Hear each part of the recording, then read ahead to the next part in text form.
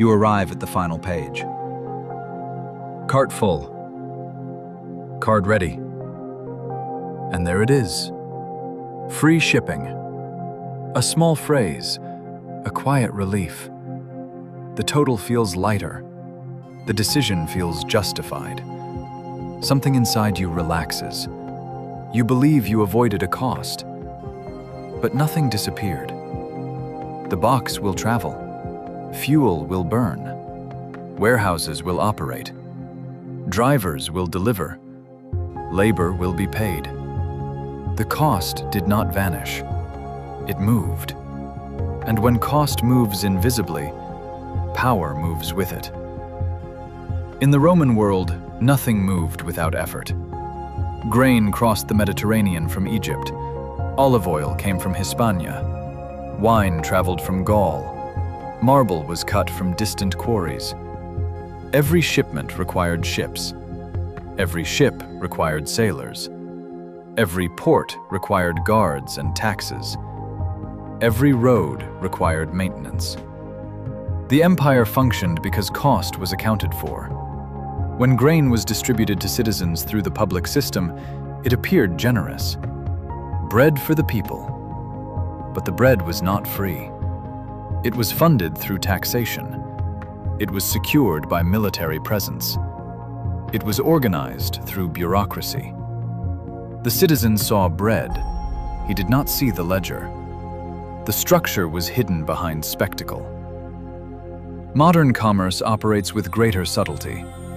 No amphorae, no public square, only a glowing screen. The phrase "free shipping" replaces the spectacle. It produces the same emotional effect: relief, gratitude, completion. But nothing has been removed from reality, only from visibility. The first principle is simple. Cost cannot be erased. It can only be transferred. Transferred into product pricing. Transferred into higher margins elsewhere. Transferred into supplier pressure. Transferred into labor intensity. Transferred into customer loyalty programs. Transferred into scale. But always transferred, never eliminated. In On Benefits, Seneca examines the psychology of giving. He does not treat gifts as sentimental gestures. He treats them as moral instruments. Paraphrase: a benefit is defined not by its market value, but by the intention and the relationship it creates. Paraphrase: a benefit is defined not by its market value, but by the intention and the relationship it creates. When one person gives, another receives. The receiver experiences gratitude. Gratitude creates attachment. Attachment creates loyalty. Seneca warns that the wise person gives carefully because every gift forms a bond. The bond may be noble, it may be manipulative, but it always exists. In Rome, wealthy patrons offered favors to clients: legal protection, financial assistance, public endorsement. In return, clients offered allegiance, political support, public praise.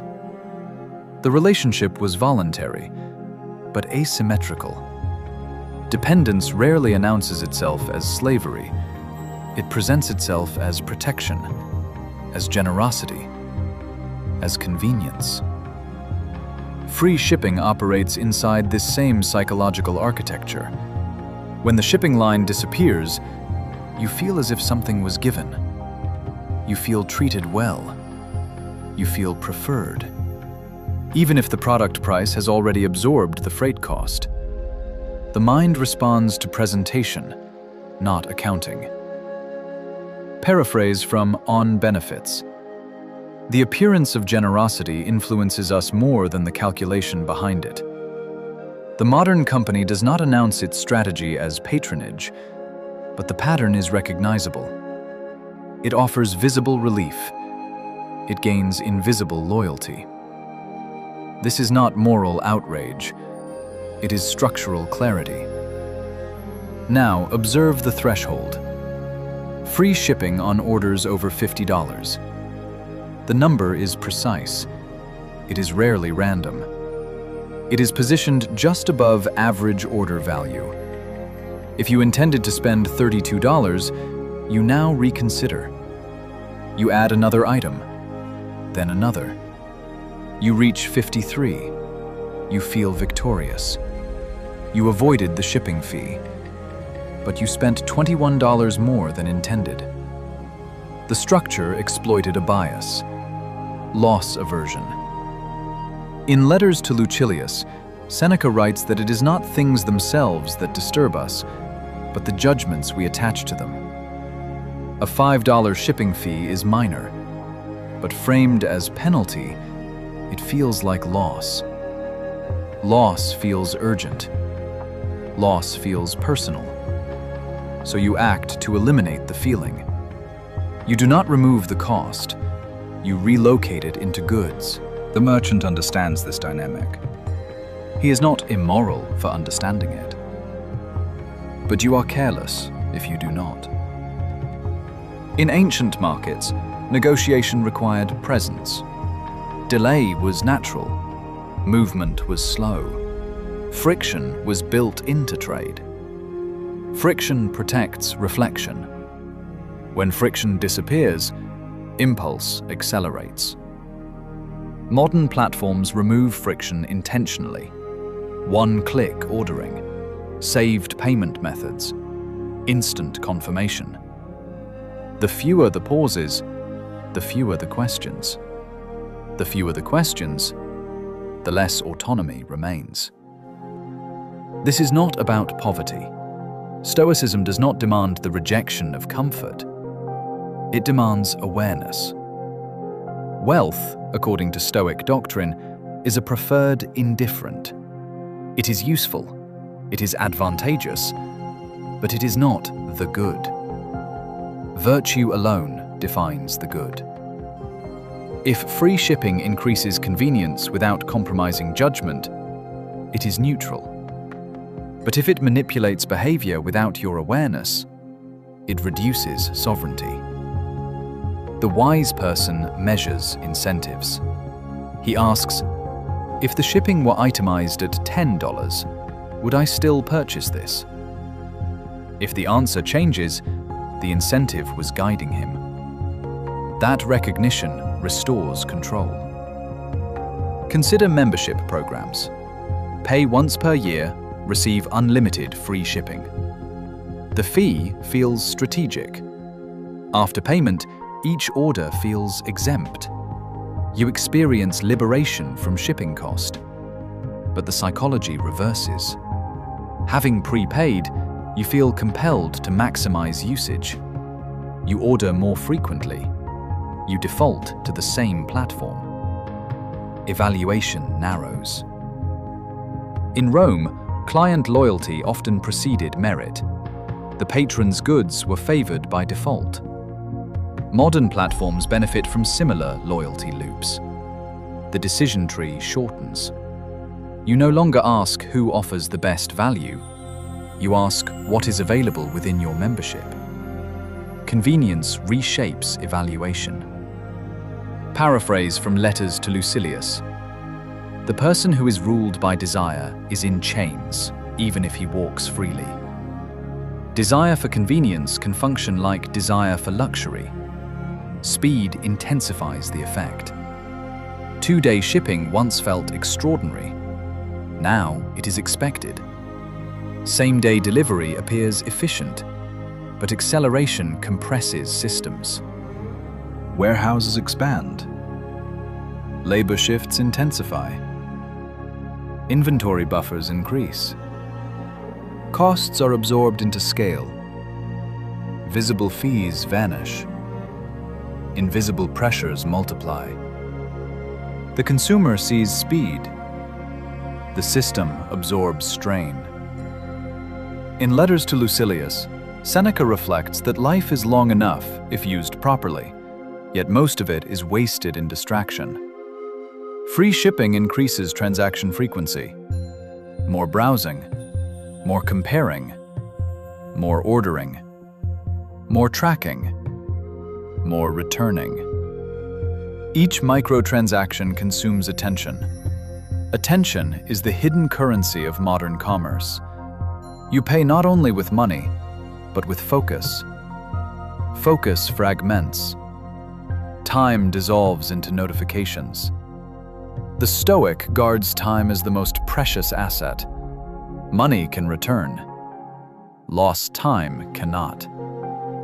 If free shipping increases convenience while silently multiplying distraction, the net cost may exceed the freight charge you avoided. The mature response is not outrage. It is examination. Where did the cost move? Is it embedded in the product price? Is it compensated by pressuring suppliers? Is it offset through higher margins on impulse purchases? Is it recaptured through increased loyalty? Each possibility reflects redistribution, never elimination. The phrase free shipping is a narrative tool.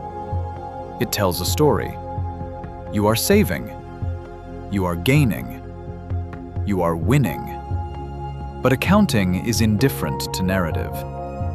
If shipping averages $8 per order, and the company advertises it as free, that $8 is somewhere in the structure. It may be fractional across all goods. It may be absorbed into marketing budgets. It may be compensated through scale efficiencies. But it exists. The Stoic mind separates label from substance. Label says free. Substance says redistributed. This separation restores clarity. Seneca insists repeatedly that we must examine impressions before accepting them. Paraphrase: do not let the first appearance carry authority. Free shipping is an appearance. Its authority depends on your unexamined acceptance. Pause interrupts authority. Ask a single question. Would I buy this if shipping were explicit? If the answer remains yes, proceed calmly. If the answer becomes no, withdraw. The difference is not financial. It is philosophical. You are testing autonomy. Commerce is not the enemy. Complex systems require incentives. Companies optimize conversion. Consumers seek convenience. Neither is inherently corrupt. But incentives shape behavior, whether acknowledged or not. The Stoic does not reject systems. He refuses to be unconsciously shaped by them. In On Benefits, Seneca distinguishes between true generosity and calculated advantage. Paraphrase: a benefit loses moral quality when it is given solely to bind the recipient.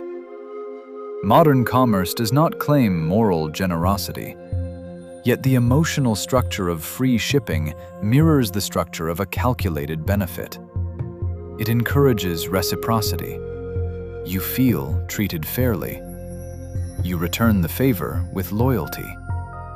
This reciprocity is subtle. It does not appear as obligation, but it influences preference. Preference influences habit. Habit shapes identity. You begin to describe yourself in relation to platforms. I order from here. I am a member. Identity anchored in convenience narrows perspective. The Roman client often identified himself through his patron. Status flowed from association. Modern status may flow from access. Unlimited shipping. Priority treatment. The benefit flatters. Flattery strengthens attachment. Seneca warns against dependence on external approval. Paraphrase: the wise person seeks self-command, not applause. In commercial terms, self-command means resisting engineered urgency. Limited time free shipping. Last chance to qualify. Urgency compresses deliberation. Compressed deliberation weakens judgment. When judgment weakens, autonomy erodes. The price of shipping is rarely ruinous. The price of unconscious behavior can be. Small manipulations accumulate. Threshold adjustments, bundled discounts, membership incentives. Each alone is minor. Together, they reconfigure habits. Habits determine long-term outcomes more than isolated purchases. The Stoic discipline is repetition of awareness. Examine impressions. Clarify value. Act deliberately. Free shipping tests this discipline. Not because shipping matters deeply, but because it reveals how easily perception shifts. If a $5 line item alters your judgment, what else might? Visibility strengthens agency. Hidden redistribution weakens it. The world will continue to label incentives attractively. It is not obligated to preserve your clarity. That obligation is yours. Nothing is free. Cost relocates.